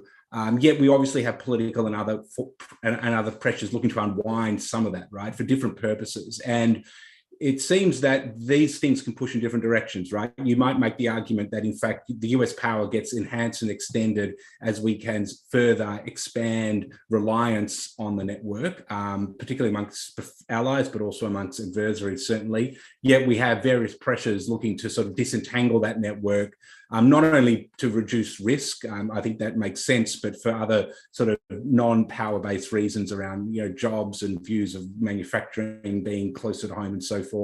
How do you think about this, right? Like, because on the one hand, you could make a cogent case for actually expanding networks, expanding global supply chains, bringing in participation, maybe with a lens of security and resiliency, which we haven't had before. Yet there also seems to be pretty strong counterforces looking to do quite the opposite. How should one be thinking about this from the position of US and US foreign policy and economic policy at the moment?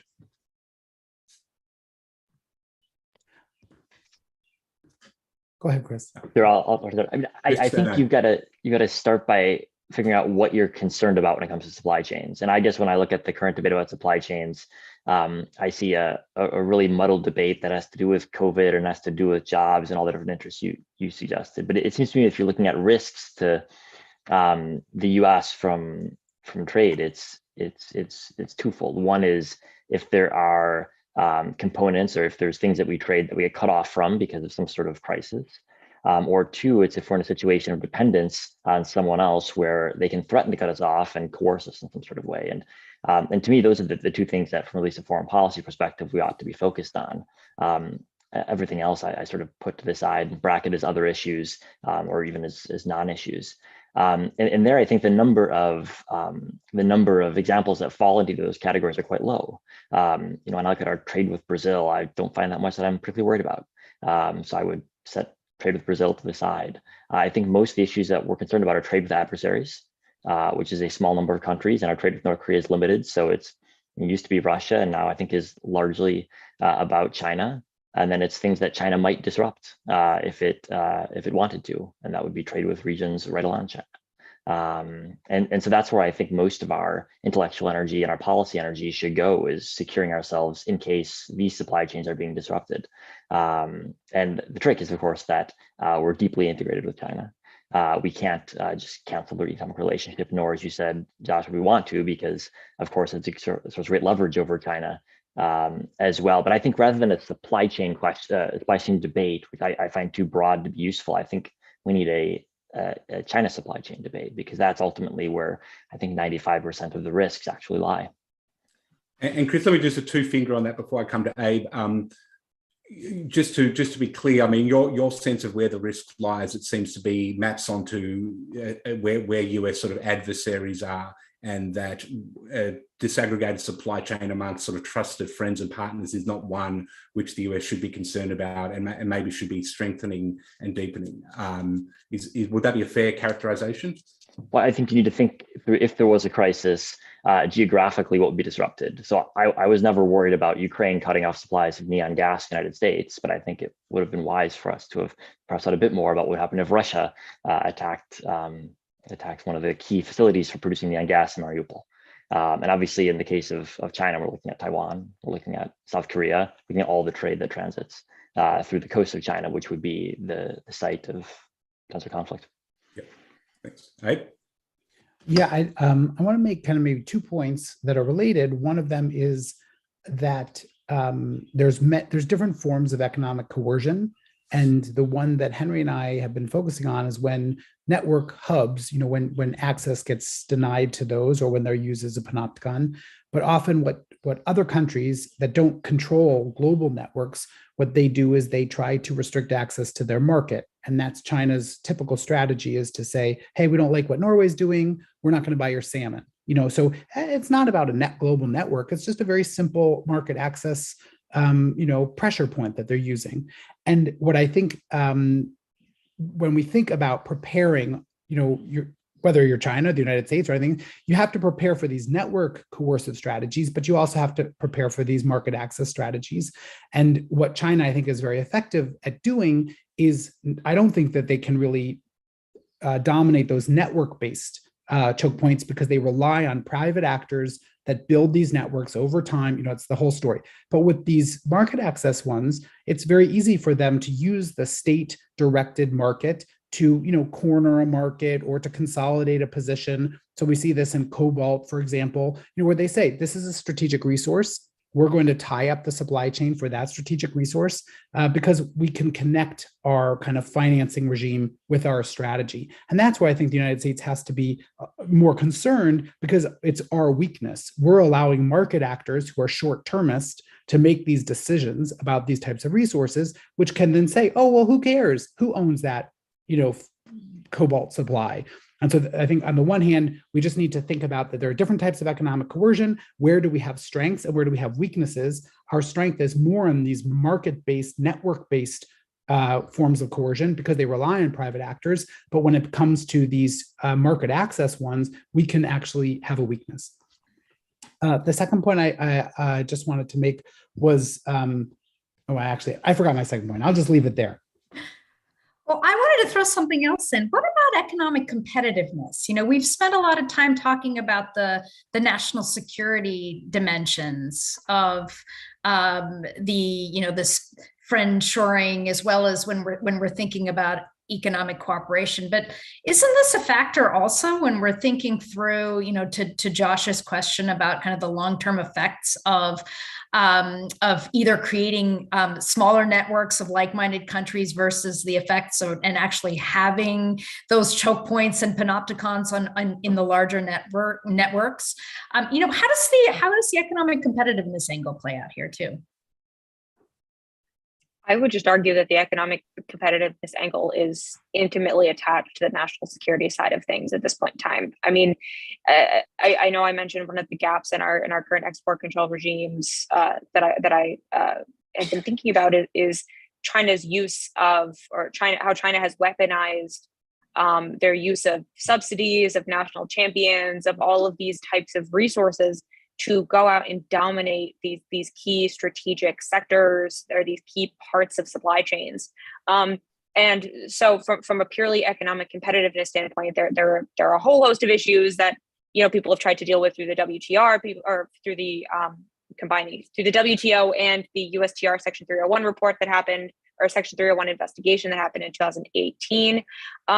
But imagine if all of a sudden we're in a wartime scenario and China is able to now turn these on or turn them off, because China has now, for instance, the one that's coming to mind is rolling stock. China Railway Rolling Stock, CRRC, is a state-owned Chinese company that I think at this point is the largest global rolling stock company in the world. So let's say China now, and they've gone out and bought up pieces of things, including in the US. They have a plant actually in Springfield, Massachusetts.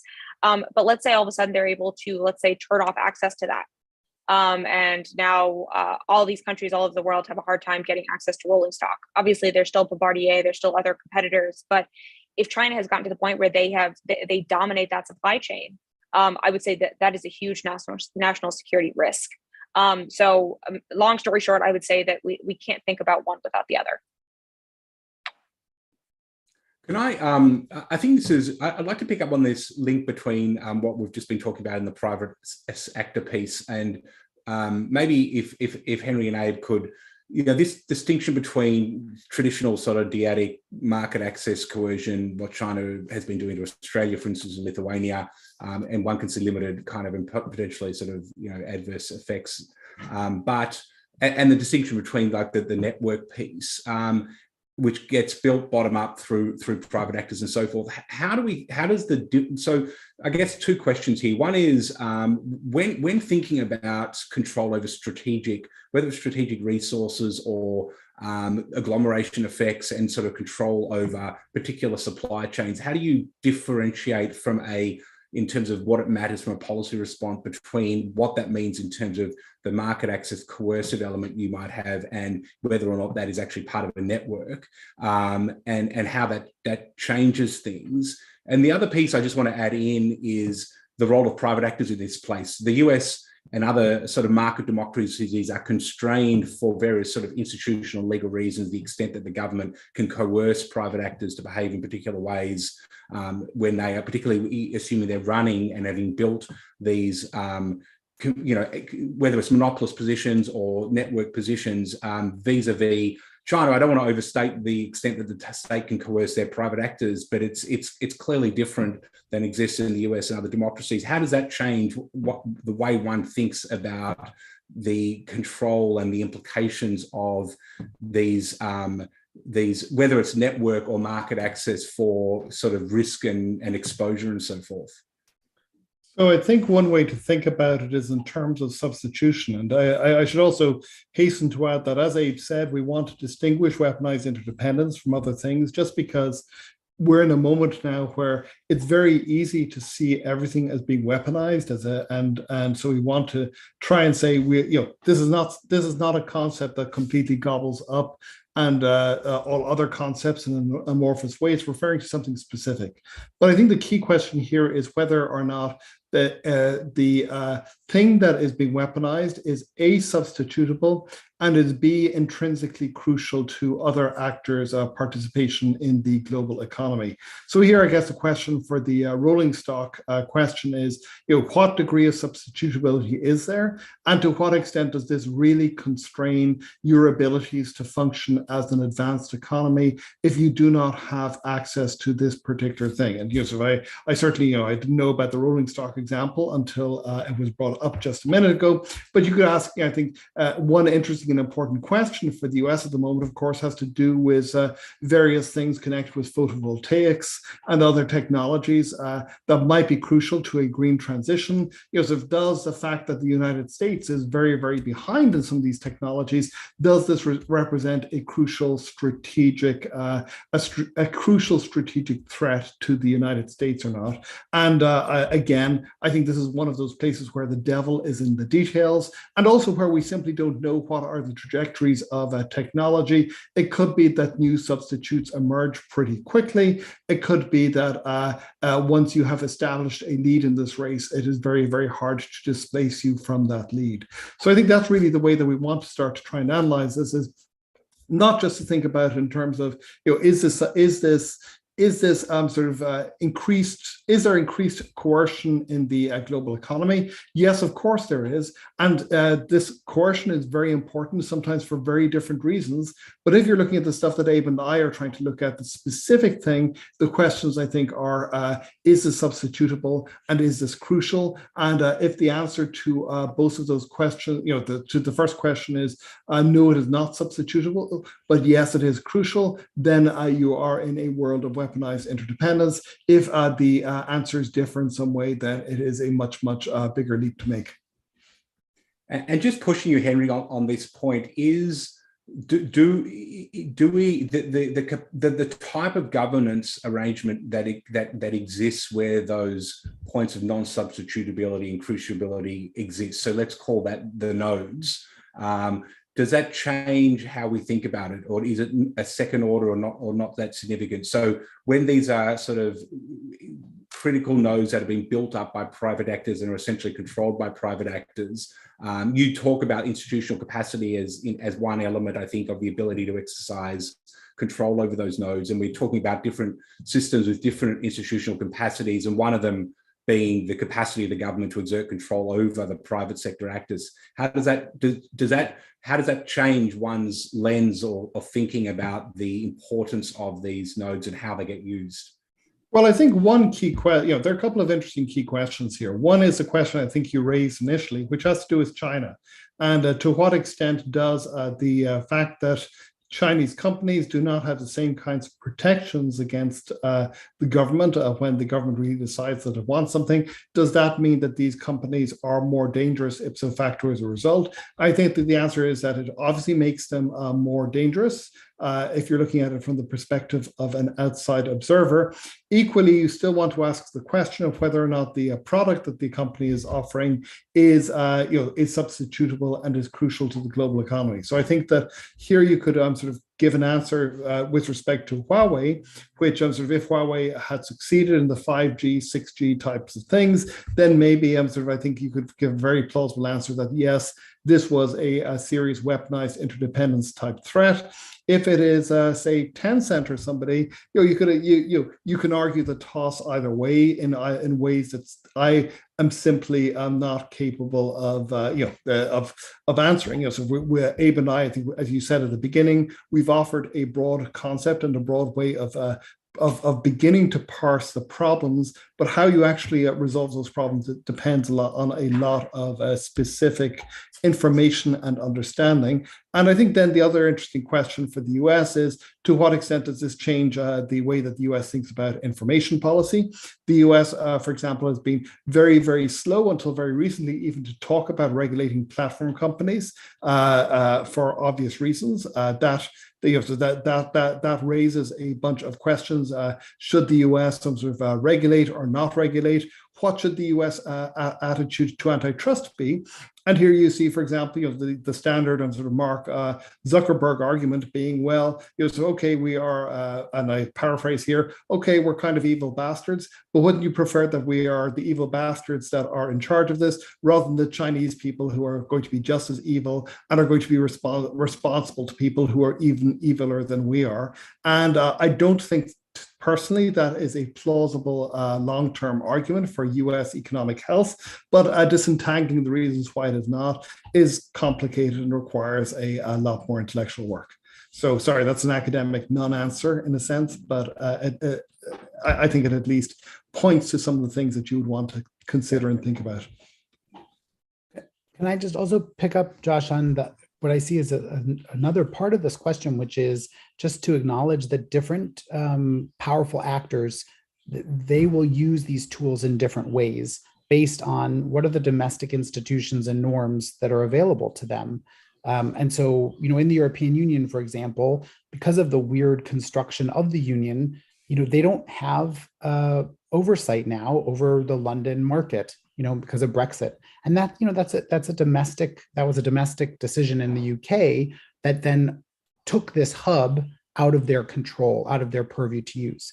But if you do the flip side, when you think about climate change, the European Union is really moving, I think, pretty quickly to start using these types of tools in that space, to think about how do they embed a kind of a weaponized interdependence framework to motivate people to change their carbon emission patterns and use the European market to kind of supercharge that. And I think in the United States, you can just see, like, we're not in the position right now, at least, or we're not pushing that agenda forward in the same way of taking these tools and using them to combat climate. And I think that is because of the domestic norms and institutions in the United States that have limited, it's not because we couldn't, it's just that we don't have the consensus politically to do it. In the piece that Henry and I wrote, we make the same argument about the internet. For the internet, we used it as a panopticon to monitor terrorists in Iran and Russia and all those different people, but we're not willing to disconnect countries from the internet. And you could imagine a different country, if they controlled the kind of the root of the system, that internet disconnection would be totally fine, because it's something that they've done domestically, that they've done. So anyway, I just want to make the point that the same great power over such a one of these hubs, they might not use it in the same way. And so you need to kind of also look inside of them and say what institutions they have to do it, and what are their norms that are going to they're going to follow.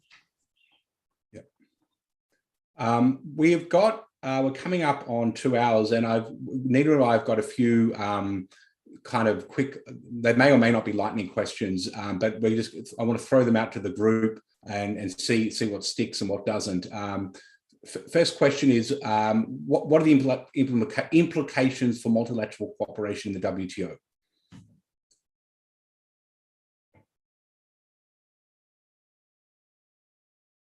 start with you, Chris, who does not write about the WTO. I don't know. Are there implications? I struggle to find any experts in the WTO who have much optimism about the future of the WTO in resolving these issues. Okay. Everyone's similarly agreed? Chris is absolutely right here. I think, I think that it used to be that we used to talk about the national security exception, and the exception is to some extent gobbling the rule.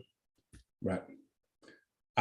So this leads me then to the flip side of this. What does the types of networking we've been talking about mean for international cooperation on security issues going forward? What does that look like that is different from today? I'm asking everyone to crystal ball out for, say, next 5-10 years. Emily, let's start with you on that front. I was just going to say, and I know I'm beating a dead horse here with this, but I think the future of national security is more and more going to be a globalized one, where I think if the US wants to stick in our own kind of, let's say, God forbid, we go down an isolationist route and we decide that our national security is all we care about, I don't think we're actually going to be able to achieve the objectives that we set out to achieve without talking to allies and partners. And even some of the people who are some of the countries that are maybe not allies and partners, but like kind of that next level, but they're not friends, they're not foes, but they're kind of in that in between. We have to do these in multilateral conversations. Otherwise I would say we're just going to be stuck. So I think as far as what has changed since the end of the Cold War, I think we've seen again that everything is so much more globalized. And I think if we, looking 10, 20 years down the road, I don't necessarily see there being one actor or one entity that is potentially problematic. Obviously, again, China is at the forefront of everyone's mind right now. But I think it behooves us to work together to come up with a strategy or come up with fora or come up with some type of treaty. God forbid we can actually put something like that together that I don't want to say country agnostic, but can, I would say, stand the test of time and is set to deal with broader issues if we can. And I know I'm kind of in like the dream idealist route here, but I think coming up with specific strategies for specific problems can only get us so far. And I'm not saying we need to do away with that. I think there's a very important, there is a specific need to come up with, in the context of China, some China specific policies, because what China does is unique from what Russia does, which is unique from what Iran does, and so on and so forth. But I would say behind that, we need to have a kind of a broader strategy or broader objective. And I would say a more defined idea of what we view as national security. Thanks. That's great. Henry, Abe, Chris, do you want to come in on what the future of international cooperation and security might look like? Complicated. I just want to also say this kind of a little bit to the WTO question too, which is that a lot of where the real action is, it's not really in the places where we have the most developed institutions. And so, this isn't about tariffs, this stuff. And that's really where we have the most developed institutions. And when you think about the internet, information, the information economy, and also finance, those are both places where, for various reasons, we did not create formal institutions to govern them, or that we have created, like the Basel Committee, which is kind of an informal set of negotiations between central banks, or we have private actors like ICANN that are regulating the internet. And so these bodies are really uniquely not designed to deal with national security issues. And so I think it's, what's the future of global governance? We are assuming a world where we have very detailed and institutionalized and formal bodies, but we really don't in these areas. I think that's a really good point that Abe's just made. Well, he's my co-author, so I would say that, wouldn't I? But there is, for about 20 years, the emphasis, during the globalization era was to some extent on expanding GATT into WTO, but also on so-called stakeholder initiatives of one sort or another.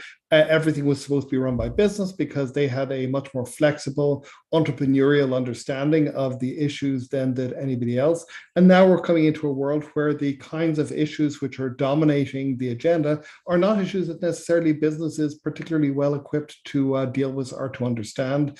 And so these institutions, it's going to be really, really hard to retrofit them so that they can appropriately, even begin to think about, let alone deal with the questions that we're confronting right now.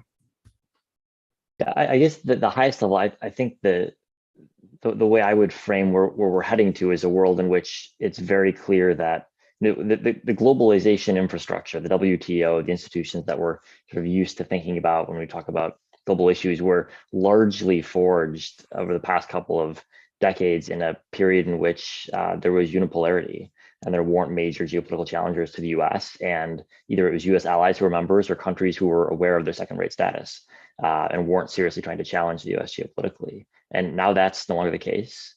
And the institutional infrastructure is trying to keep up. But the reality is becoming clear that it's hard to have infrastructure focused on solely economic issues or solely social issues, solely environmental issues when you've got this increasing geopolitical competition that is driving perpendicular through what the other organizations are trying to accomplish. Yeah. So I could go on. I think this has just been an incredibly fascinating conversation. And so firstly, on behalf of Nina and I'd like to thank our panelists for their expertise, their time, and for what's been a frank and deep discussion across the waterfront. I think I'm not going to begin to try to summarize the conversation. I think we have an agenda, a very deep and complicated agenda. As a think tanker, it's all thrilling and great that there's additional work that needs to be done, but it's across trade and security. Clearly, it's in the information space. It's across supply chains, and the work that Henry and I have done on network independence, I think, will continue to be an absolutely central way of thinking about this and building on how we understand these interconnectivities and what they mean in terms of both opportunities and risks. And we are in a geopolitical space which is new and dangerous, but also hopefully one where there's opportunity and a pathway through it to a more peaceful and prosperous world.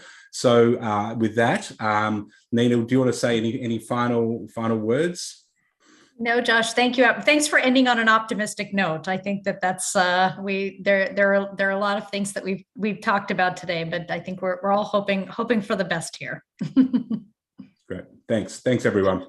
Thank you. Thank you. Thanks. Thank you.